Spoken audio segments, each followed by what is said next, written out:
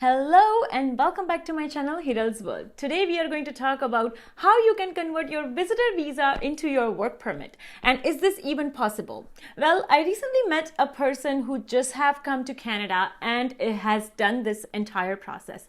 It's very new for them, so they are very shy about talking about it on the camera. But I've asked them all the questions and I've got all that tips and tricks in terms of how you can also achieve this step. So without further ado, let's dive into it. But hey, watch this video until the end because there are steps that you need to follow. If you directly jump onto the last step, you will not be able to understand what the first step was. And if you miss that, there is a high chance that it will fail. But before that, if you're landing on this page for the first time, hi, I'm Hiral Sejpal. I make videos about studying abroad, working abroad, and I live in Canada. So I'll be also sharing some of the Canada vlogs on this channel. Now let's start with the entire process of how you can convert your visitor visa into work permit.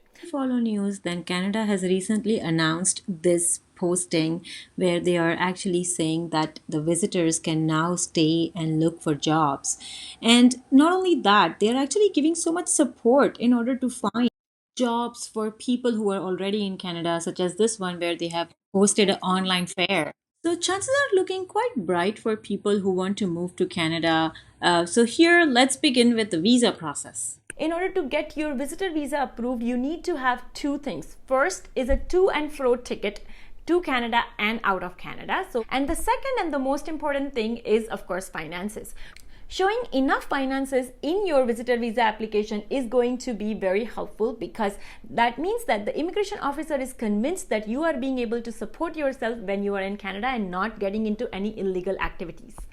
Okay, so the second step. Once you are in Canada, there are two pathways through which you can get it converted into work permit. Number one is, of course, you can find jobs that are available for people who are in Canada. Then I will be showing you later on in the video how you can look up for these kind of jobs because there are very few and there are very specific categories in it.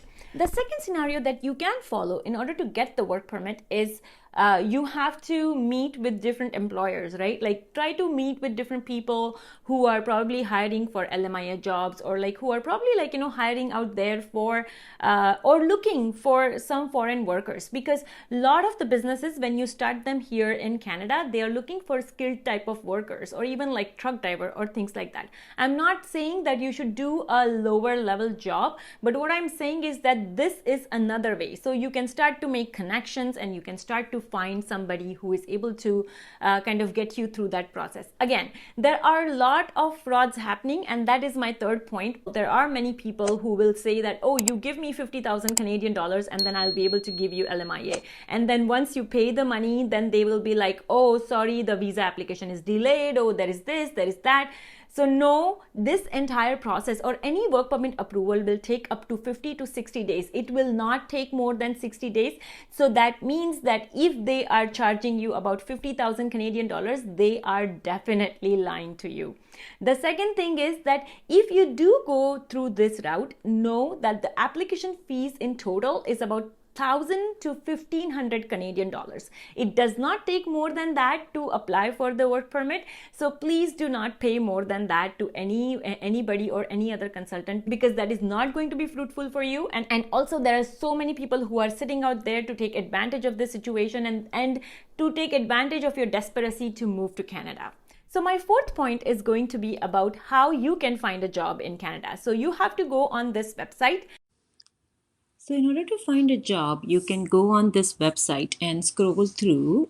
You will see that there is a special LMIA section as well. And if you just scroll through and if you, let's say, just search, like a common search without doing anything, then there will be lots of jobs that will be populating. Now, once you are here, you can actually filter through to find the specific job according to the location and things like that. But what I want to show you here is the very last section. So if you notice in this section, the very last part, it says like temporary workers, right? And there are about 5,000 jobs posted. Now, under this is where you will be finding jobs that are open for people who are not on work permit in Canada or are looking to get one. For example, see this job posting over here is accepting the people who are not on valid work permit.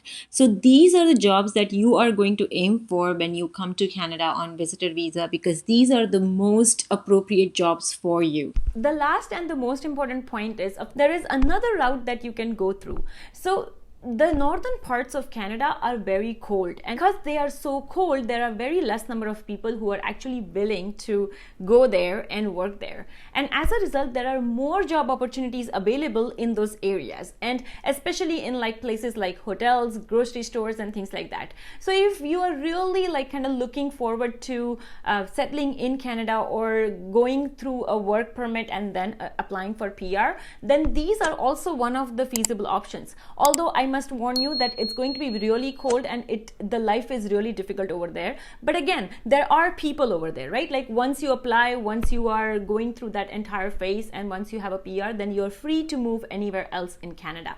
So again, it's not a bad route. If you really want to go, then one of the things that you can do is like travel to these rural areas and then try to find people or like, try to look for jobs in those areas.